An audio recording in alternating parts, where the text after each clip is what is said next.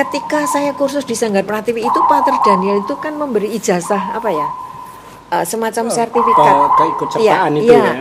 Ini prestasinya di mana? Saya selain sebagai penulis di situ dituliskan penangis ulung, tukang nangis.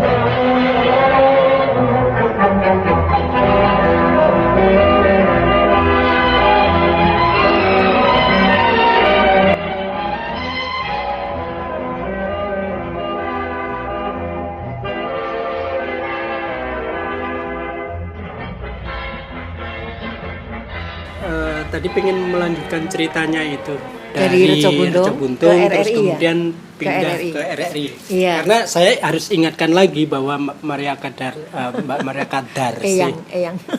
Kadar sih. Jadi nek tresno ki nek sih yo sak kadari wae. Enggak usah berlebihan, tapi juga jangan tidak. Jangan tidak. malah kalau belum bisa mencintai jangan membenci, kayak gitu. Gimana? Kalau belum bisa mencintai ya jangan membenci. Kalau belum bisa mencintai jangan membenci. Jadi belajarlah membenci dulu baru kemudian mencintai. Itu lebih dasar. Jadi seperti ini. Jadi kan tahun 71 saya terus gitu ya. Lalu di situ sudah ada produksi sandiwara bersama Mas Anton Sutopo, bersama dulu Mas Iskandar, apa itu namanya Romantika Kehidupan. Saya sering jadi saya sering didudukkan jadi ibu di situ. Mesti saya tokohnya ibu. Kok tadi ibu padahal waktu itu belum ibu tuh? Belum. Katanya sabarnya itu diambil dari keibuan. Bukan begitu. Nah, ketika itu Pak Marjono di RRI itu baru kehilangan tahun 74-an itu ya awal. Kehilangan pemain-pemain sandiwara RRI yang terbang ke luar negeri karena ikut suami. Mbak Mimi Notokusumo itu kalau tidak salah ke Jerman. Lalu satu lagi kalau Mbak Astin itu kan garwane Jakarta ya. Terus ada satu lagi ke Voice of America itu lupa saya namanya.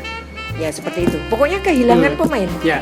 Nah, setelah hilang pemain, beliau itu kebetulan kan Pak Iriandi teknik si RRI itu teman waktu kita ikut pendidikan Romo Sanggar Pratiwi di Puskat. Itu tahun 73. Itu ada pendidikan dari Pater Daniel, penulis buku Seluk-beluk siaran program siaran radio itu mengadakan 3 bulan. Nah, ketika saya mengikuti pendidikan itu, saya kan izin dengan bos saya itu selalu jangan-jangan ini saya salah gitu loh. Jadi ketika mengikuti pendidikannya itu jam 3 sampai jam 8 malam. Nah, jam 3 kan saya berarti pas persis kerja di Reco Buntung, maka saya harus izin. Ternyata bos saya itu luar biasa jawabannya. Oh boleh, yang penting sudah jam 3 pekerjaan sudah selesai, silahkan. Malah saya itu diberi pending waktu setengah 3 karena sana tuh jam 3 harus persis toh di Puskat nih mas, di itu loh Dronjongan Kewek itu bukan Kolsani yang Kota Baru. Saya ikut di situ kepethuk mas, kenalan lah dengan Pak Fred, Mas Arianto, pokoknya tokoh-tokoh dengan Pater Daniel, Romo Cokro dan lain sebagainya. Itu saya jam 3 di situ.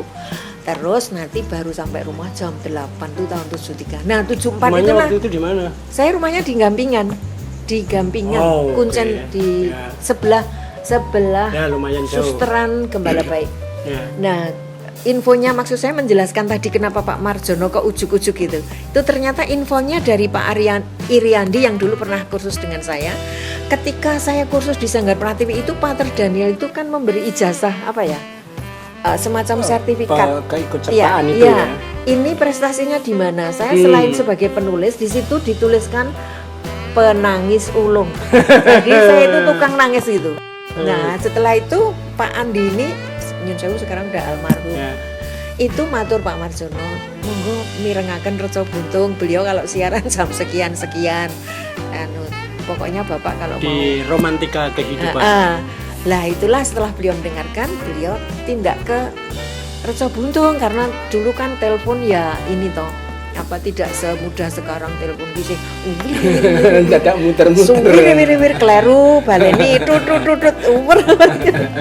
Beliau tindak ke Reco Buntung di lantai 3 lantai waktu itu sudah Masih ingat opening tune-nya untuk Romantika Kehidupan? Aduh, aku kok lali ya.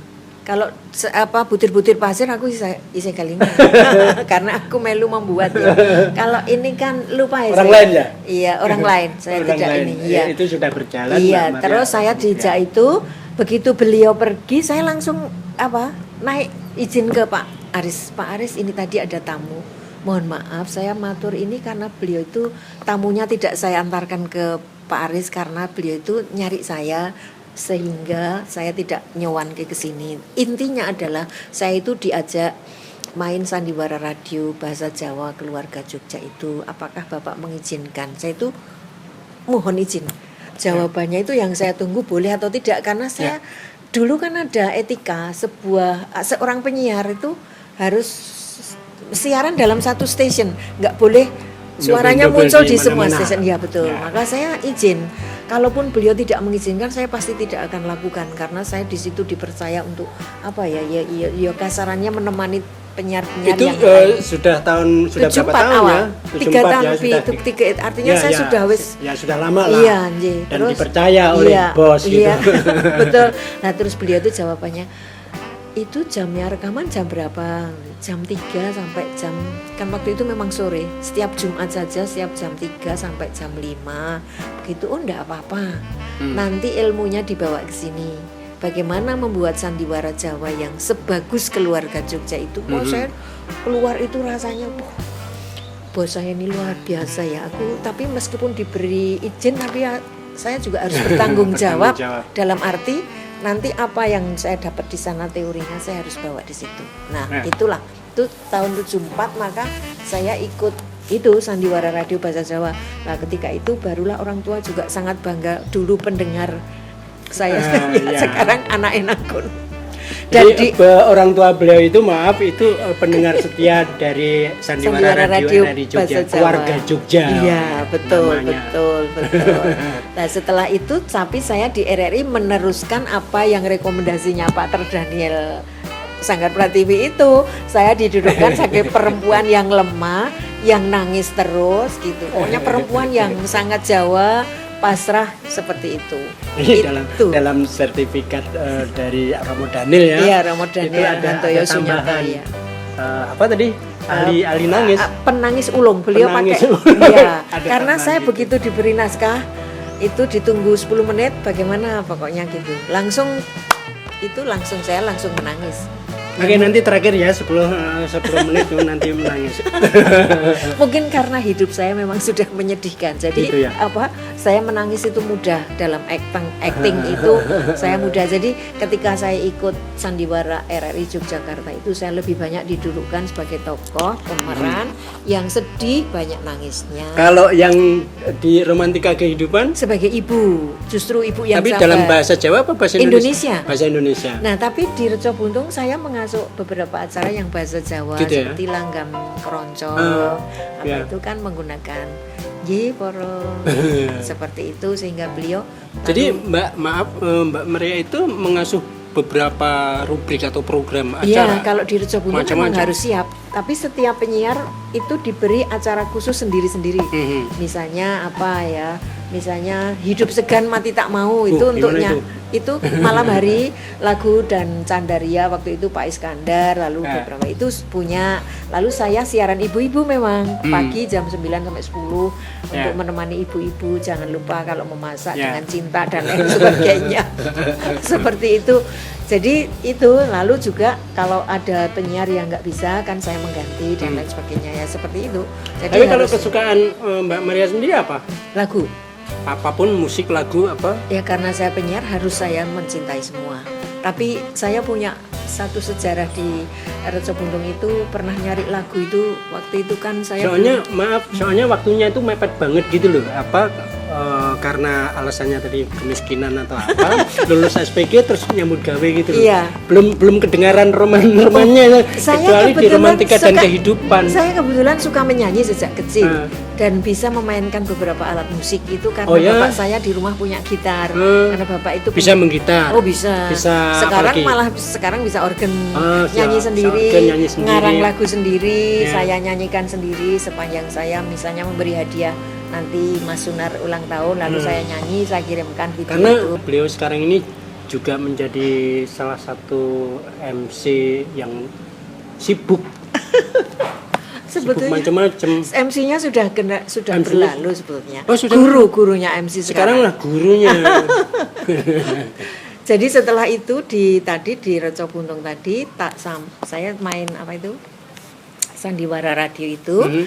Terus pada tahun 79 Ya. nah itu Pak Marjono itu kena gula. Ya. Preso ya, kena gula itu otomatis kondisinya menurun. Ketika menulis kan penulisnya hanya Pak Marjono ini. Ya. Nah, terus beliau begini, Mbak Maria, mau nggak kalau pindah ke RRI? Loh, mengapa pindah? Saya kan bisa tetap main sandiwara sampai kapanpun tanpa harus masuk sebagai PNS. Tapi beliau bercerita bahwa beliau itu mencari penulis itu sudah mendidik beberapa orang kok gagal terus gitu. Gagal itu Artinya disuruh menulis, ya. diorek-orek itu tidak dikembalikan. Ya. Nah itu lalu setelah beberapa kali beliau menganggap gagal seperti itu. Beliau itu dengan perempuan itu maafnya saya sangat menghargai Pak Sumarjono yang menggunakan kata samaran sabikis itu mengajak saya pindah ke RRI dengan alasan kaderisasi penulis untuk RRI ke depan seperti itu. Nah saya dalam seperti itu bingung kalau ini waduh kalau harus keluar Pak Aris bagaimana? Yang saya pikir itu kok malah aduh radio saya gitu loh. Saya sampai bingung, saya berdoa sampai ke pokoknya sampai siapapun tak tanyain saya harus bagaimana. Nah ketika itu saya pas punya anak pertama itu sudah ada lahir. Dia tuh nangis kalau pokoknya setiap malam tuh kadang nangis. Mungkin membaca kegelisahan saya harus bagaimana ya. Kalau keluar saya melukai Pak Aris. Tapi kalau saya masuk, wah ini masa depannya baik. Kalau PNS tuh besok naik tua aku ada pensiun. Pikiran saya seperti itu kan membayangkan ayah saya toh yang PNS. Nah, akhirnya melalui pertimbangan saya jujur dengan bos saya itu, Pak Aris mohon maaf sebetulnya saya punya sesuatu boleh nggak saya matur, itu sudah selesai jam kerja karyawan udah nggak ada, hanya berdua empat mata. Saya masuk ruangnya, Pak Aris sudah lulus kuliah ya? Sudah terus saya awali dengan berterima kasih sekali bahwa saya dari nol sampai sekarang ilmunya berguna bla bla bla bla bla. Tapi mohon maaf saya itu ditawari untuk pindah ke RRI. Ya beliau juga menanyakan pada saya pertimbangannya apa. Saya pindah ke RRI itu terus terang saya sudah punya anak. Saya memikirkan masa depan. Besok pasti radio swasta itu banyak. Saya itu waktu itu juga karena beberapa waktu terus berdiri radio loh. Dan saya itu bayangannya saingannya banyak. Jadi saya masa depan itu sangat pokoknya saya memikirkan anak saya, keluarga saya seperti itu. Beliau belum memberi jawaban. Akhirnya beliau mengatakan kalau yang dicari cuma pensiun, nanti kami juga akan usahakan. Kalau dicari rumah, nanti kami juga usaha. Pokoknya beliau memberi baik. Tapi saya juga dengan Pak Marjono ini sangat baik beliau ini. Dan kelihatannya tantangannya kok ini menarik harus spesifik. Saya menjadi penulis. Wah, tidak semua orang diberi kesempatan belajar menulis ini. Akhirnya ya saya wanek-wanek saya keluar. Ya sudah beliau merelakan. Padahal itu di Rejo Buntung sudah hampir 10 tahun ya? Iya belum lah. 71, 79. Ya, 8 tahun lebih. Iya, sudah. Pokoknya saya sudah menguasai dalam tanda petik ilmu ke radio. Dan sangat dipercaya oleh ya mungkin pendirinya. karena saya itu anaknya orang miskin dan Mas Tadi Dit 100 itu tak tulis ini untuk parkir sekian, untuk itu tuh sampai beliau itu kagumnya mungkin di situ ya. Hal-hal cilik waktu itu parkir tuh selawe kilo Mas. Tulis saya parkir di kantor pos selawe itu sehingga mingguan itu tirik-tirik itu. Saya ketik laporan itu hal kecil itu mungkin itu ya. Sehingga beliau mungkin mempercayai hal-hal yang detail seperti itu. Nah, terus saya pindah itu kisahnya seperti itu karena saya sebetulnya ingin satu hal yang lebih mapan dalam dalam kehidupan, tapi yang kedua ada tantangan baru di sana. Saya belajar lagi setelah di sini saya belajar banyak. Saya ada ilmu baru yang harus saya kejar ini, penulis seperti itu. Apalagi tantangannya adalah sebagai orang yang berkreasi, berkreasi secara mandiri, yang semuanya sebenarnya ada di kepala. Iya betul. Kalau yang lain-lainnya kan berkaitan dengan orang lain ya, marketing dan sebagainya itu berkaitan dengan orang lain. Iya. Tantangan yang menarik bagi seorang kreatif adalah ketika dia punya dunianya yang mandiri. Nah itu pasti menantang. Kita nanti akan lanjutin ke itu ya. Periode penulisan ya. Sebagai penulis drama radio, bukan lagi sebagai pemain tetapi penulis yang memang menurut Pak Sumarjono waktu itu penulis naskah drama radio yang kuat saya kira pada waktu itu, karena tidak banyak ya. Iya, waktu itu cuma beliau sendiri untuk RRI itu. Ya, dan juga misalnya ketoprak juga itu saya dengar juga dari Pak Widayat itu. Iya, beliau yang justru Pak. Iya, naskah. Tapi latar belakangnya memang berbeda ya. Ketika ketoprak itu beliau ingin dandani dalam tanda petik bahasa karyawan baru yang nyun sewu tidak standar RRI gitu. Nah, pemain yang dari luar itu direkrut ke RRI itu main kan menggunakan bahasa asal mereka. Belum sesuai standarnya RRI. Lalu Pak Marjono menggagas sudahlah pakai naskah saja dengan harapan bahasanya bukan hanya dialeknya tapi mungkin juga macam-macam gitu ya, tata keramanya ya orang itu karena karo Demang kok punten dalam sewu lah kok nek kepethuk ratu kan ngomong apa. Beliau kemudian sampai perjalanannya ke penulisan, belajar menulis drama radio bahasa Jawa pada pakarnya pada waktu itu Bapak Sumarjono, atau nama lainnya di Sabikis itu artinya itu apa tuh Mbak? Saya tidak tahu, tapi karena ketika saya diajak beliau sudah pakai nama samaran itu karena apa? Hanya untuk memberi supaya namanya tidak disebut berulang kan, penulis naskah Sumarjono, sutradara ya Sumarjono, oke, pemain juga Sumarjono, berarti kan nanti disebut 3 kali, maka beliau menggunakan nama samaran.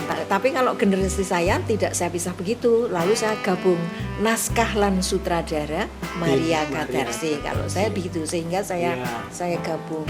Kalau saya nggak pakai samaran, tapi tetap saya gabung-gabung gitu. Jadi pemain, sutradara, pemain lan penulis naskah Dining Maria Kadarsi. Biasanya yang saya gabung naskah lan sutradara. Naskah lan sutradara Maria Kadarsi. Sudah ribuan naskah saya kalau mau ditanyakan. Ribuan ya. Sudah ribuan. Dihitung saja karena seperti ini jadi kisahnya. Ketika saya masuk RRI resmi kan 80 ya, tahun 80. Oh ya maaf, sebelum dijelaskan Mbak Maria itu untuk diketahui saja, sandiwara radio di RRI Jogja itu tiap Minggu malam jam 10 sesudah warta berita ya, dan itu harus dengan naskah yang ditulis fresh, tidak diulang-ulang itu. Jadi kita bisa bayangin 1 tahun itu berapa ya, 52 paling tidak 52 naskah paling tidak. Saya menulis tahun 80 yang rutin tuh 85 lah, 85 itu sampai pensiun 2007 hitung aja tuh. Mbak, oke toh? Ribuan toh? Sekian. Tapi masalahnya masih ada atau enggak? Oh masih. Jangan-jangan enggak ada. Saya jilid bagus-bagus. Besok kapan-kapan tak bawain. Butir-butir pasir di laut. Saya juga menulis. Itu juga saya buat. Ininya. Saya buat. Malahan ini beberapa naskah saya dan produksi berupa kaset itu saya titipkan ke badan ini, BPAD, Badan Arsip Daerah itu apa? Kan sekarang kantornya di situ yang besar. Perpustakaan ya betul. Ya di situ. Jadi yang berminat, misalnya mau belajar, bisa pergi ke sana, tanya saja naskah dari Bu Maria itu ada banyak yang di situ 60 saya berikan naskah yang mau lihat. Lebih aman di situ. Supaya orang itu kalau mau belajar tidak usah ketemu saya tapi bisa belajar di sana gitu. Jadi sejarahnya sebetulnya ada beberapa orang kangsen dengan saya tapi tidak menepati waktu gitu sehingga saya kok malah jadi yang butuh gitu. Ya, lalu sudah begini saja itu malah BPAD waktu itu mengundang seniman, apa yang bisa dibantu untuk seniman gitu. Saya lalu menitipkan itu, ya sudah Bu.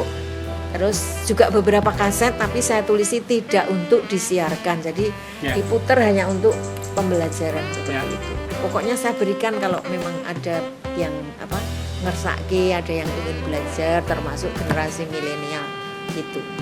Ya betul, saya kira di perpustakaan di dekat JC itu ada arsip-arsip dari beberapa seniman kita yang biasanya bukan persoalan AB ini, tapi ya kita di negara tropis itu gangguannya banyak, mana yang rayap, mana yang lembab, mana yang itu dan sebagainya, yang membuat naskah itu banyak yang rusak gitu. Yang saya tahu ada beberapa seniman yang diurus itu oleh negara, oleh pemerintah, dalam hal ini diarsipkan gitu. Tapi begini masalah yang naskah itu tadi, Mas Sandiwara Radio itu tadi, saya itu tidak serta-merta begitu menulis langsung disiarkan loh ya. Adik milenial jangan, wah ini dari Reco Buntung pindah ke RRI oleh Pak Marjono lalu naskahnya gol begitu, enggak loh ya. Saya 3 tahun itu. Tahun 80 saya masuk, tapi hanya ngewangi produksi seperti biasa, langsung saya diajari nulis. Tapi tidak diajarinya teorinya begini, harus begini, enggak. Saya dipersilahkan nulis menurut versi saya. Cobalah nulis untuk sekian menit Sandiwara Radio Bahasa Jawa seperti yang beliau tulis. Oke, saya nulis. Kebetulan ruangnya seperti ini, beliau lenggah di sini, jadi beliau menghadap ke sini, saya menghadap ke sana. Itu maaf sudah jadi PNS. Ya, satu ruang saya dengan beliau. Jadi pindah ke Reco Buntung itu sudah terus langsung. Ya, langsung meskipun belum punya NIP ya. Karena biasa tahu dulu nunggu. Ya, saya Jakarta. Ya. Terus beliau di situ. Jadi ketika saya nulis selesai, saya tarik ke beliau. Itu tidak langsung diperesani, langsung dirukur, enggak. Tapi kalau saya pergi dari ruangan, beliau baru begini rek. Nanti kalau sudah selesai, kalau saya ada di situ enggak akan diletakkan di sini. Tapi kalau saya pergi baru diletakkan gitu. Sehingga tidak ada kesempatan saya itu tanya, "Loh Pak, ini kok dicorek kenapa ya Pak?" Itu enggak. Lalu saya perbaiki lagi, saya terus lagi, begitu prosesnya. Itu terus menerus sampai berapa 3 tahun itu? Waduh, berkali-kali. Tahu nggak Mbak rahasianya? Nanya nggak? Belum, ini yang saya kan nggak berani ya, karena saya didudukkan menjadi apa ya? Kok sudah mendapatkan sesuatu yang istimewa dulu tuh dari PNS itu rekoso dan enggak piye-piye, padahal saya gratis ya loh. Gratis hanya ditulungi beliau dan diterima itu kan saya gajinya belum Mbak? Kayak kebutuhan saya lupa ini kalau neng Reco Buntung atau ya. Tapi itu satu kanugerah gitu kan. Jadi saya mau bertanya itu ya engkau jangan-jangan beliau marah gitu. Kan beliau sakit-sakitan kadang apa tertidur gitu di tempat itu karena gula toh. Ya sudah gula. Akhirnya baru kalau yang bahasa Indonesia langsung boleh. Tapi yang bahasa Jawa ini baru boleh tahun 83. Artinya ada jeda waktu berapa itu? 3 tahun. Ya setelah itu beliau mengatakan sudah ini disiarkan. Justina Rupolan Atine, saya bikin judulnya itu. Justina Rupolan Atine. Jadi cerita itu saya buat bahwa mata hati itu lebih lebih tajam daripada mata kita, penglihatan kita. Jadi seorang perempuan punya suami kaya raya, maaf, tetapi kemudian karena sesuatu hal dia tuh sakit si perempuan ini tidak bisa melihat, buta. Nah ceritanya gitu, itu awal tulisan saya di situ. Proses pembelajarannya itu gimana sih? Lah itu tadi corek menyorek gue. Setelah dicorek, saya membuat Justina Rupolan Atine, saya jeretkan. Beliau membaca ini dicoret-coret. Ya, enggak, sudah yang terakhir enggak. Artinya tuh sudah diproses, yang dicoret udah banyak, saya ganti cerita. Ya, seperti itu. Ya, artinya proses pendampingannya atau gimana? Itu naskah serahkan ke dia terus dicoret-coret gitu, serahkan ke sampean, tapi tidak ada dialog. Tidak ada. Dan itu pun diserahkan ketika saya nggak ada di situ. Karena saya tahu persis beliau itu nggak ingin melukai saya, dalam arti kok nggak aku pesimis terus nangis atau bagaimana, tapi ya seperti itu caranya.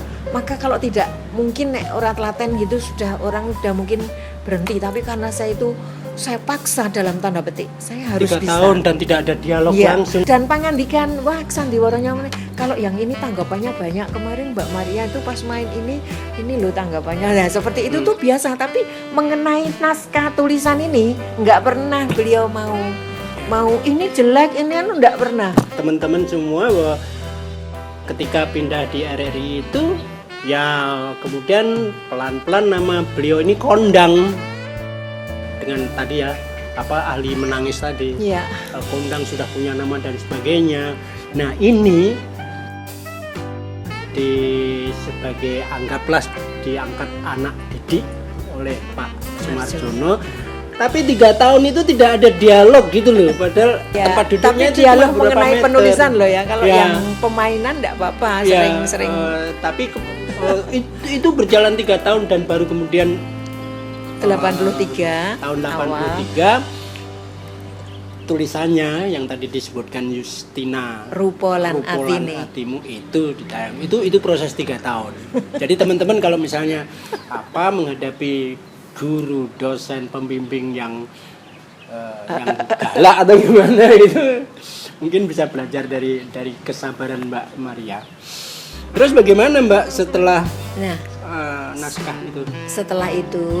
setelah itu naskah pertama jadi 83, itu kemudian beliau mundur-mundur kesehatannya. Maka pada tahun 85 awal itu sering-sering sudah saya yang nulis, beliau artinya antara 83 85 itu kadang kalau beliau sakitnya karena gula itu kan kadang nulis tidak tahan gitu. Ya nanti saya seperti itu. Nah, barulah tahun 85 beliau wafat. Beliau wafat karena tinggalnya sudah nggak bisa membaca. Jadi 84-an itu sudah sedikit gerahnya gulanya ya. Maka tahun 85 beliau wafat dan tahun itu saya dipaksa dengan demikian karena nggak ada orang lain.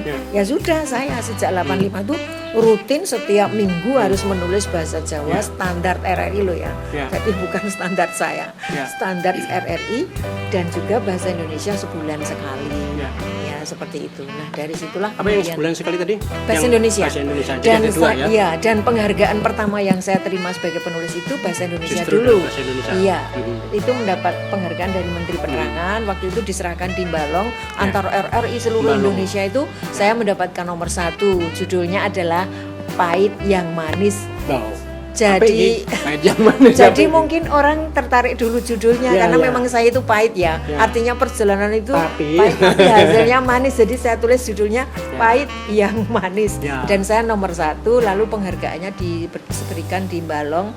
Waktu itu karena tempat saya itu sejarah Balong itu sejarah berdirinya RRI. Ya betul. Iya, saya yang pertama diadakan lomba Suara Kencana namanya. Sayalah yang pertama mendapatkan itu dan itu memacu semangat saya untuk aku harus penulis. Jadi saya apapun penulis seperti itu.